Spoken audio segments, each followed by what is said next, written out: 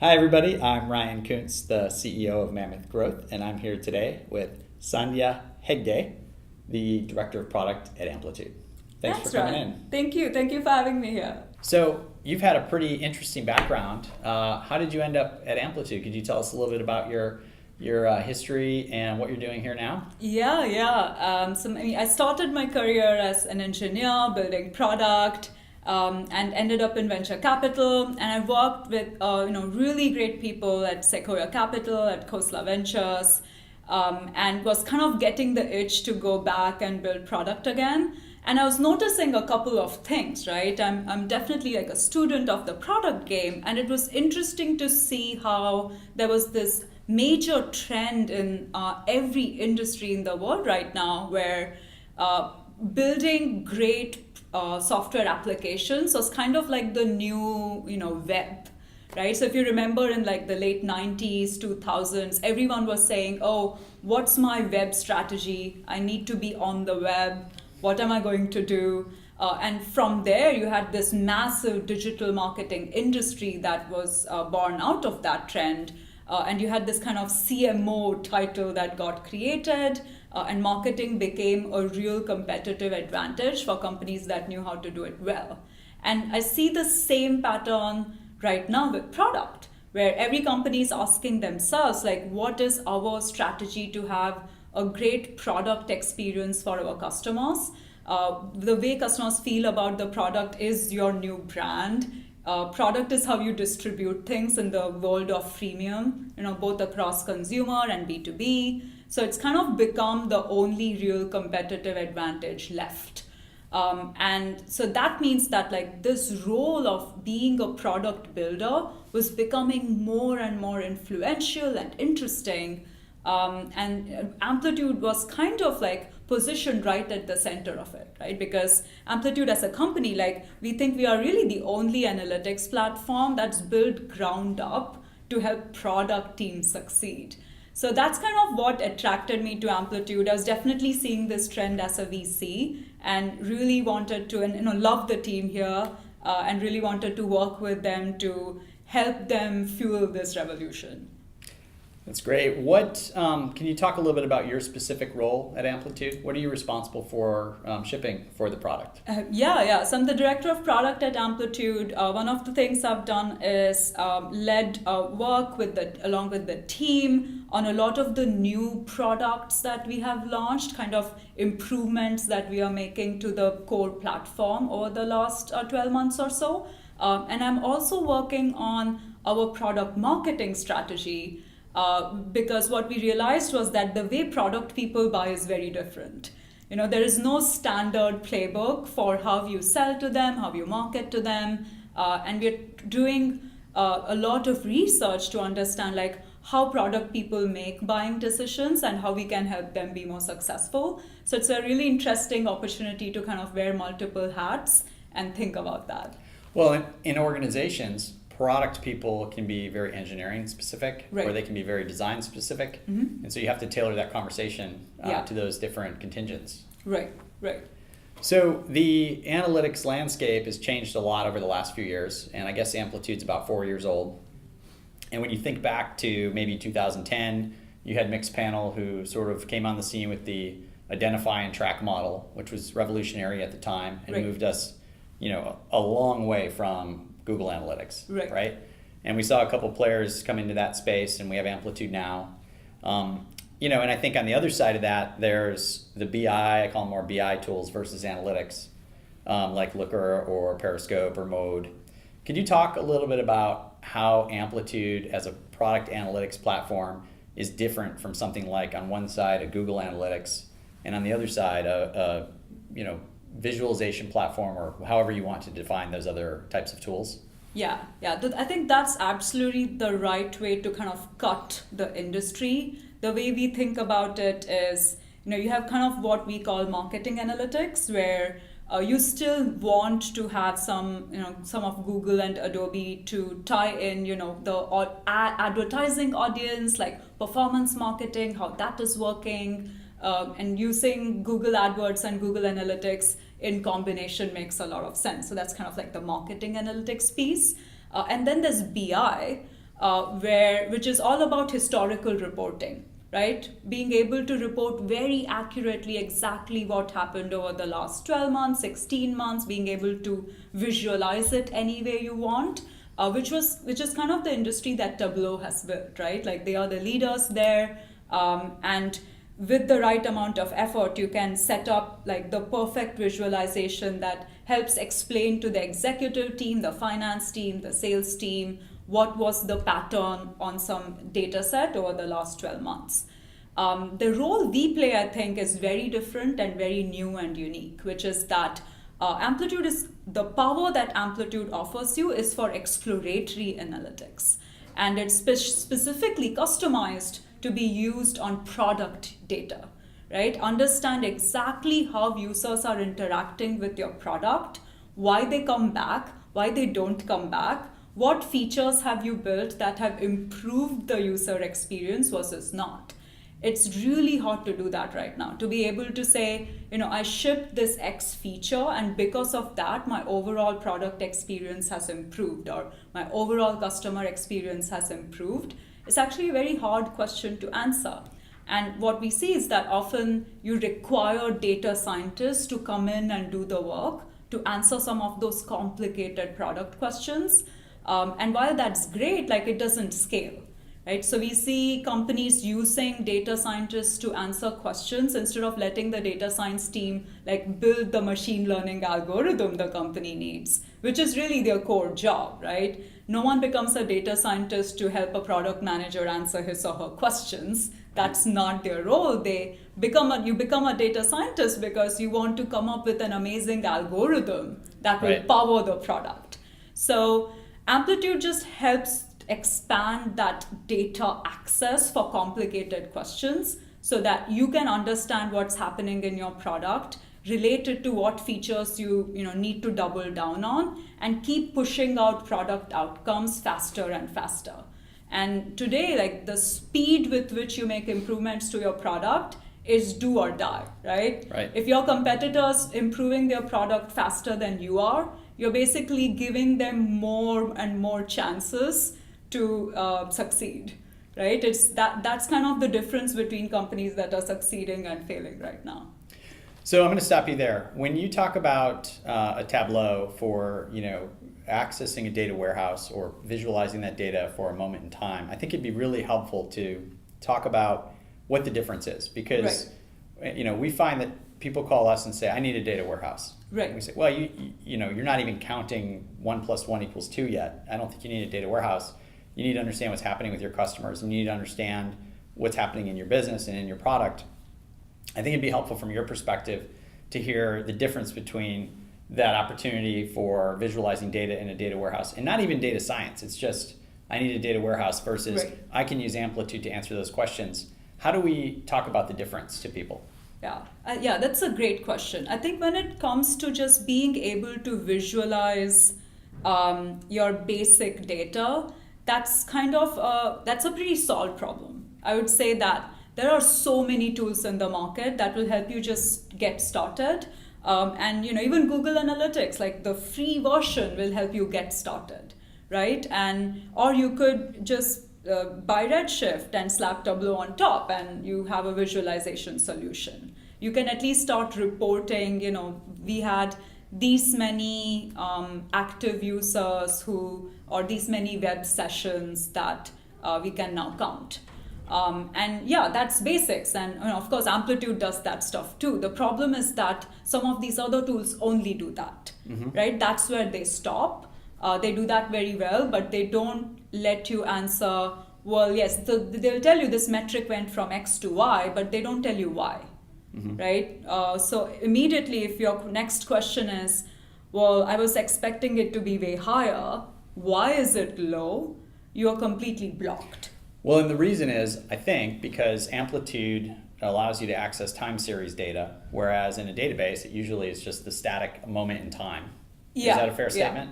Yeah, it's you can do more with effort, but it's a lot of effort, right? So what happens is, what we see is that like with other tools, most people use it for historical reporting because with some effort, you can set up any time series chart. but then exploring on that, like building on that, asking the 5 whys, the 5 hows, is impossible. So you just stop there, you don't do anything else. But with Amplitude, like we have all this functionality around investigating the data, saying, okay, I have a retention problem. Tell me who are the customers who retain the least and who are the customers who retain the best. What are the differences between them? What are the features that the customers who retain the most associate with? What's the most important thing in my product? Is it week 1? Is it just the week 1 experience that dictates everything that follows? And that's the kind of stuff that allows you to like prioritize your work and focus on the right stuff early rather than late. But if you just want to kind of visualize the data you have to just get reporting started, I would just recommend free tools. Like use a lot of the free tools available in the market. And when you make an investment, make sure you're getting depth and flexibility for the real monetary investment that you're making.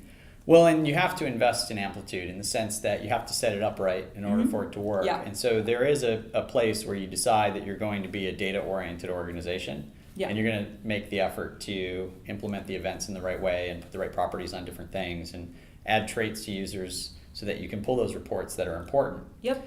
The other question I have is, how do you manage complexity? Because as Amplitude becomes more powerful, it does become a little bit harder and harder for the average user to pull all the levers in the right way. What's the plan to continually keeping it easy to use while also unleashing all the power that you can by having these features? Yeah, so we use what we call an adaptive approach to product development, and that's kind of also what we always walk through with our customers about like how they can take an adaptive approach to product development. And what that means is that when we release new features, we always start with skateboard versions, right? Start with versions that only our power users can really touch and feel. No one else might even see it. If they see it, they don't know how to use it. Then that's almost by design, because that allows us to ship something that's not perfect really fast. And then we look at whether our hypotheses are true, which is, are our power users interacting with it the way we expected them to? Are they getting the value out of it that we expected them to? And most importantly, are they coming back to it to use it again and again? And as soon as that happens, we start figuring out how to simplify it, making it more intuitive, making it like a workflow that's not just a general solution that you need to learn how to use, but is an intuitive part of the workflow. So often what you see is like this life cycle of development of a feature where it has gone from being, extremely hard to use, but there's a small community that loves it, adores it, relies on it, to it becoming like a simple universal part of the platform. And I think my favorite example of this is some of the really advanced formulas we have inside Amplitude. So in some of our reports, you can set up really complicated ratios and rolling windows. Like you can do all of this stuff that's definitely power user functionality. When we first launched it, you had to just type the formula. There was no other way to do it. Right. But now, we'll have autocompletes, we'll have drop downs. You don't have to know what it means. We will show it to you right there. And we kept investing in it because we could see that people who interacted with it got a great amount of value from it. And similarly, there are other features which we have pulled back or not invested in or removed slowly from the platform because we spent a week learning that was not the right approach to a problem that we still need to solve. So for us, the act of instrumenting, setting up attributes, setting up that data platform is really important because all you're trying to do as a product person launching a new feature is learn. Right. And if I have X engineering resources, I will prioritize instrumenting and being able to capture that data point of how people interact with the feature above everything else. Because without that, what was the point? There was no point. If you didn't learn anything, what was the point? That's right. And I love this And there are a few growth people who really get it. I think folks who have that experimentation approach, the hypothesis-driven approach, they really get it, and they prioritize instrumentation above everything else. Excellent. You're adding lots of features, and I think Amplitude can be commended for the pace of development. I mean, I think everyone would say, wow, Amplitude launched something new. It's very frequent. The industry as a whole, and there's a million marketing automation and marketing analytics and product analytics and different tools. It seems like the features that people are adding are starting to meld together. How do you think at Amplitude about what's next? Is it, mixed panel ads, the ability to contact users through behavioral cohorts, or you're starting to see this blurring line in terms of landing page testing with analytics now? Where does Amplitude fit in, and how do you differentiate yourself from the masses? Yeah, that's a great question. I think what we don't want to do is like fight feature wars.